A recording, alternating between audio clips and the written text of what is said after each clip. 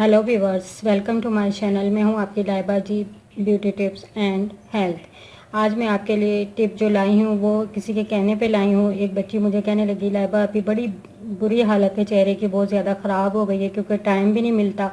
School के बाद tuition के बाद फिर घर के काम काज, तो मैं बिल्कुल भी फारिग नहीं होती कि अपने फेस की तरफ थोड़ा तवज्जो दे सकूं। तो मुझे आप ऐसी कोई टिप बताएं, गर्मियाँ भी हैं, जिसका कोई साइड इफ़ेक्ट ना हो, या कोई क्रीम ही बता दें। तो मैंने उसे कहा कि पहले आप ये टिप जो है देसी तरीके से मैं बना रही हूँ, आप पहले ये अप्लाई करें। इसको एक हफ्ता 15 दिन अप्लाई करने के बाद फिर मैं आपको क्रीम बना के बताऊँगी कि उसको किस तरीके से अप्लाई करना है।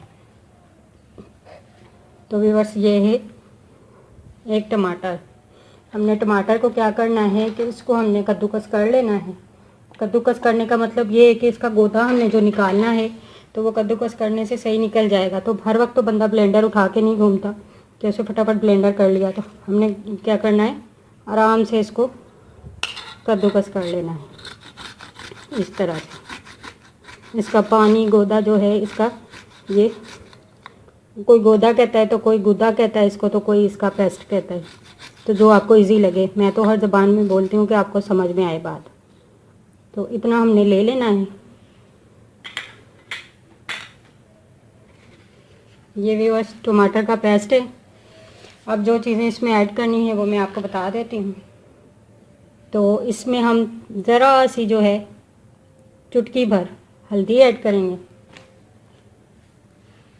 और जो हम ऐड करेंगे वो है व्यूअर्स एलोवेरा जेल। वो आपके पास अगर रियल नहीं है तो किसी भी कंपनी का है तो आप वो इसमें ऐड कर सकती हैं, 1 चम्मच इस तरह से।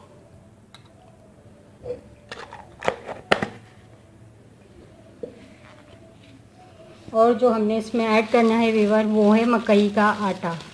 जिस तरह से जौ का आटा हमारी स्किन के लिए ज़्यादा बेहतर है, इस तरीके से हमारे मकई का आटा जो है ग्लोइंग और शाइनिंग स्किन के लिए बहुत ही बेस्ट है। तो 1 चम्मच मैंने उसका ले लेना है, और 1 ही चम्मच मैंने लेना है जौ के आटे का। अगर आपके पास जौ का आटा नहीं है तो आप इसमें बेसन भी ऐड कर सकती हैं।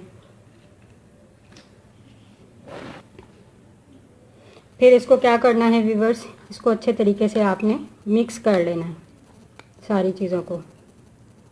एक बार फिर सुन लें, एलोवेरा जेल 1 चम्मच, टमाटर का पेस्ट, चुटकी भर हल्दी, 1 चम्मच जौ का आटा, 1 चम्मच मकई का आटा। ये हमने इसको अच्छे तरीके से मिक्स कर लिया व्यूअर। अब इसमें जो हम ऐड करेंगे वो है 1 चम्मच चावल का आटा। क्या व्यूअर, 1 चम्मच चावल का आटा, क्योंकि ये क्लेंजिंग का काम भी करता है और वैसे भी हमारी स्किन को फेयर करता है बहुत ज़्यादा। और इसमें जो चीज़ हमने ऐड करनी है व्यूअर वो है लीमू के चंद कतरे। चंद कतरे इसलिए कि कोई भी साइड इफ़ेक्ट ना हो आपकी स्किन पे। लीमू के चंद कतरे। अब इसको हम फिर मिला लेंगे इस तरह से। अब इसमें जो हमने ऐड करना है वो है रोज़ वाटर। रोज़ वाटर हम इतना लेंगे कि ये मिल जाए बिल्कुल साथ, इसका मिक्सचर अच्छा बन जाए। मैं इसमें 2 चम्मच ऐड कर रही हूँ, और बाकी मैं स्प्रे के लिए अपने पास रखूँगी। और जो इसमें ऐड करनी है मुझे वो है ग्लिसरीन। पहले इसको मैं हल कर लूँ अच्छी तरह। 1 चम्मच भर के जो है मैं इसमें ग्लिसरीन ऐड कर दूँ। तो ये भी जो है सभी यूज़ कर सकते हैं, मेल फीमेल,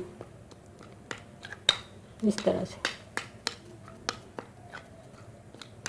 तो ये रेडी है अभी। अब इसको मैं अपनी स्किन पे अप्लाई करके आपको दिखाती हूँ, फिर आप अपनी स्किन पर अप्लाई कीजिएगा और देखिएगा कि इसका कितना अच्छा रिज़ल्ट है। इस तरह से अप्लाई करने के बाद इसको मसाज करते रहना। आधा घंटा तकरीबन आपने इसका मसाज करना है। अब सूखने नहीं देना, जब ये सूखने लगे तो आपने इस पर स्प्रे करना है रोज़ वाटर का इस तरह से। गर्मियाँ तो हैं व्यूअर्स, आप आधा घंटा 1 घंटा अपने फेस पर दे सकती हैं। फिर आप इसको सूखने के लिए छोड़ दें 15 से 20 मिनट तक। जब ये सूख जाए तो फिर आपको इसको इस तरह से मल मल के उतार लें। उतारेंगी तो आप देखेंगी कि आपकी स्किन कितनी वाइट, ग्लोइंग और शाइनिंग करना शुरू हो जाती है।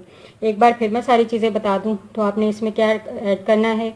टमाटर का paste, aloe vera gel, glycerine, rose water, हल्दी चुटकी एक भर, और जो है नींबू के चंद कतरे, मकई का आटा, चावल का आटा, जौ का आटा, ये सारी चीज़ें मिलाकर अच्छे तरीके से मिक्स कर लें। मिक्स करने के बाद इसको अच्छी तरह मसाज करें। मसाज करने के बाद सूखने ना दें, सूखने आधा घंटा तक मसाज करें। उसके बाद 15-20 मिनट के लिए आप सूखने के लिए छोड़ दें।